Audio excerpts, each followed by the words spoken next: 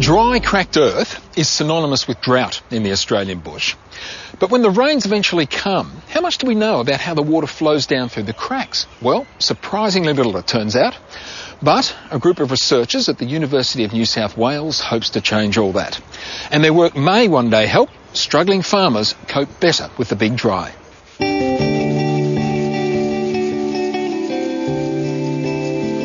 When it comes to irrigation, there's a lot we don't know. We don't know how much water we should be putting on our crops, or where that water goes once it hits the ground. The answer to these and many other questions are quite literally written in the soil. We're really trying to understand the processes beneath the root zone and above the groundwater table. This team from the University of New South Wales are investigating soil crack dynamics and pioneering a new way to monitor water movement. Soil scientists are only really interested down to the bottom of the root zone to some extent, and groundwater people have only been interested in saturated aquifers at depth, and people have forgotten the bit in the middle. As the land dries and the soil starts to crack, farmers need to reconsider the effectiveness of their irrigation techniques. But how do you work out what's going on inside a soil, both as it cracks during the drought and then when it gets wet when the rains come? You need a setup like this. It's a nasty looking weapon you've got there. What is it? That's a resistivity probe. Right. We actually use 4 of them in the field. We stick them in the soil, and then we can actually measure the resistivity in the area between the probes, and that gives us a 3-dimensional profile of the moisture content. So what does happen when you get it wet?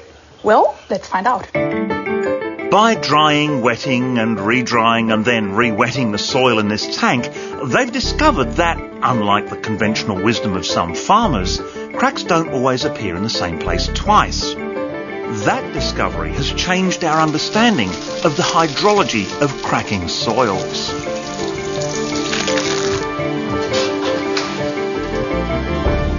Nothing. We've put in, 50 litres of water there? Yes. And nothing has come through the cracks? No. So what's going on in here? That water's just being absorbed? Yes, the soil is just like a sponge. It can take in a lot of water. It's just sucking it in. And we're not getting any deep drainage until the soil is really, really moist.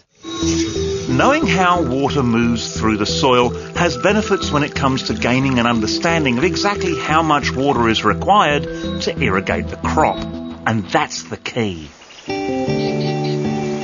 We can see where water is appearing and where it's moving, but we don't have the numbers yet to back that up, to really see how much water is moving.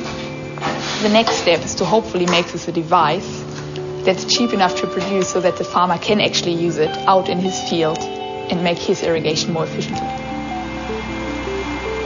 You know, what I find amazing about this research is that it wasn't done 100 years ago. These soils have been the backbone of the Australian economy for the best part of the last 200 years. And whole river systems have had their water divvied up to irrigators, and we don't know where the water goes? I really think that's amazing.